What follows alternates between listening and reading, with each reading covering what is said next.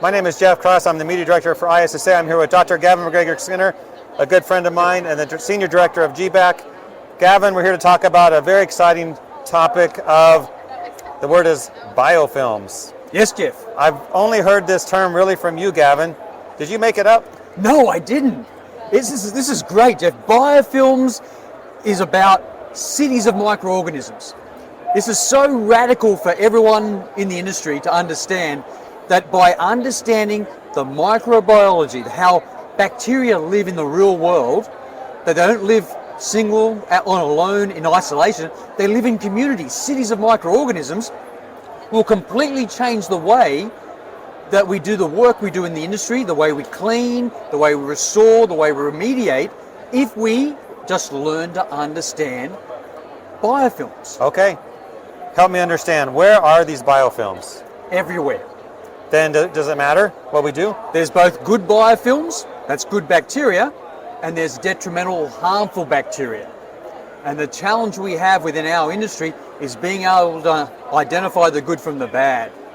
So a lot of the approaches that we do right now is we focus on one bacteria. Okay. And we don't talk about the communities, and then we try to change that surface by cleaning that surface and taking everything off, but what grows back? You need to understand that. So shouldn't manufacturers of cleaning products focus on this and talk about this? They do in other industries. Okay. And this is really important. So you've often heard me say, read the label. I've heard you say that. But on the product, follow the instructions. Yeah, exactly, and you should. Health and safety. But when you do that, you'll find on the back of the label, it talks about one bacteria, one pathogen, one germ, one microorganism, salmonella. It'll talk about E. coli, but it doesn't talk about the reality of growing in a community. And when we do the research and development of new cleaning products and disinfectants especially, a lot of that research is done on one species of germ. Bacteria, yeast, molds, you name it, that's what it's done. Instead of saying, no, in the real world, on this surface here, we have a whole community, we have a whole city. How do we do that?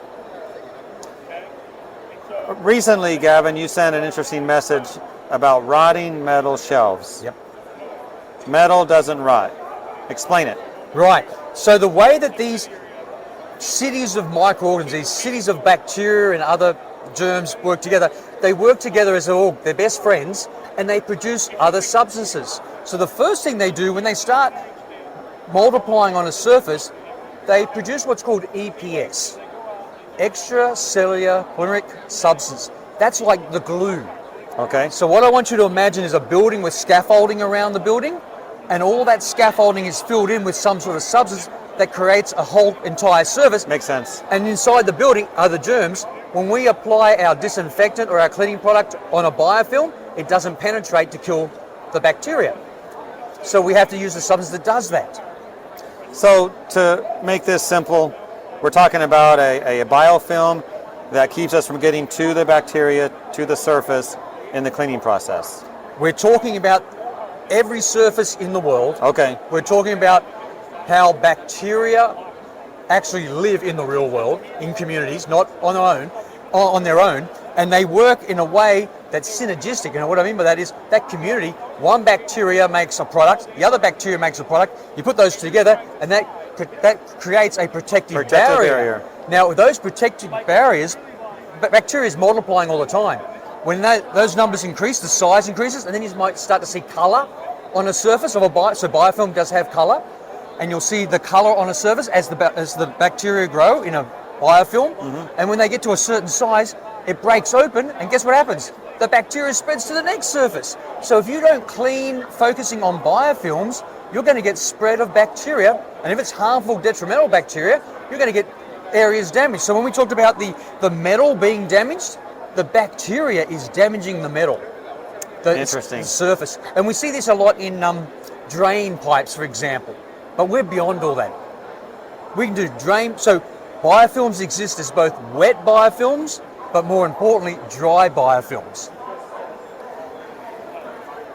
Who is most impacted by this? Is it hospitals, the medical?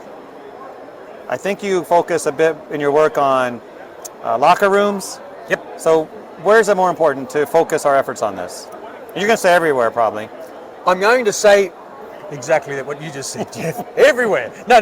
But the more important is we have studies that show that the indoor air quality, but also what's on the surface, can affect the performance of professional athletes. There's been studies done, Major League Baseball, football players on quarterbacks, that when they're exposed to air that's of a poorer quality, or they're exposed to biofilms, their precision is decreased.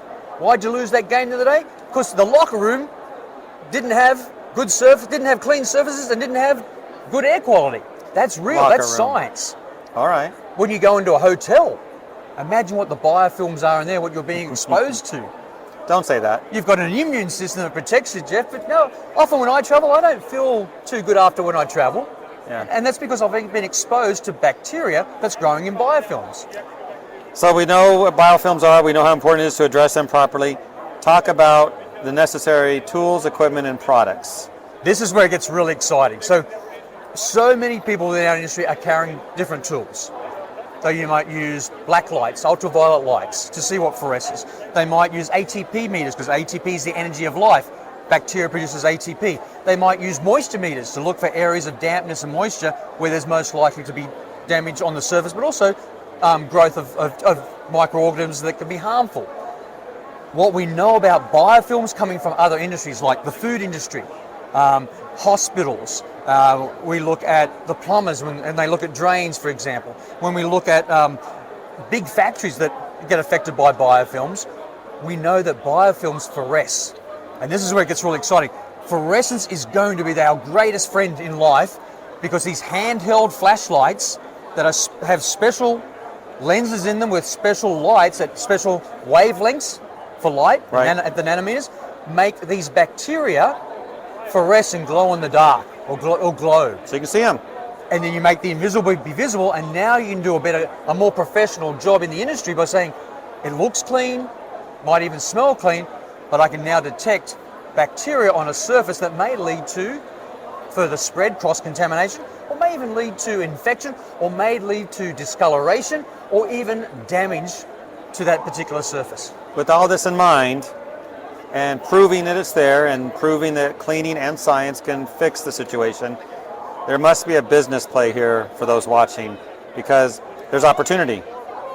Is that something you're seeing happen? Are you seeing any movement there? Yeah, really, and this is why I'm going to use the word radical, because by understanding how microorganisms live in the environment, understanding biofilms, how they impact surfaces as well as our health, if you can to explain that to the customer, right, that when you're coming in to do your work, you're doing this based on health and safety, cleaning for health, for example, or when I work with professional athletes, I'm cleaning for performance, but I'm removing what you can't see, but I can detect with my instruments because we're focusing on communities of microorganisms, not just one. In a way, it's cleaning for appearance because you're showing what's there and you have to remove what you see, but it's cleaning for health. Correct. It's bringing everything together holistically as a comprehensive approach that focuses on everything in the indoor built environment. And you mentioned selling this type of service to people paying for the cleaning, but for facilities and with people with budgets, proving it needs to be done should help with that as well. Great question, Jeff, because we often think that a new thing like this that's so radical is going to increase the cost of our services. No, it's not. It's going to make us be more professional. It's going to align us with many other industries that have been looking at biofilms for years. A dairy farm looks at biofilms on stainless steel all the time. The food industry looks at biofilms in food production as well as processing. Kitchens are looking at biofilms all the time. Hospitals have been looking at biofilms for years. Now we're taking all that knowledge that's learned and understood and bringing it over into the indoor spaces that we work in and applying that to help the customer. Biofilms is for the cleaning industry too. Just a little bit, Jeff. I think it's really important that we start to have conversations, help these people, help everyone in the industry say, oh, I work to eradicate, eliminate, decrease biofilms because I'm focusing on cleaning for health and safety. Well, Gavin, good topic, and look forward to seeing this movement continue. That's radical. It's fun, Jeff.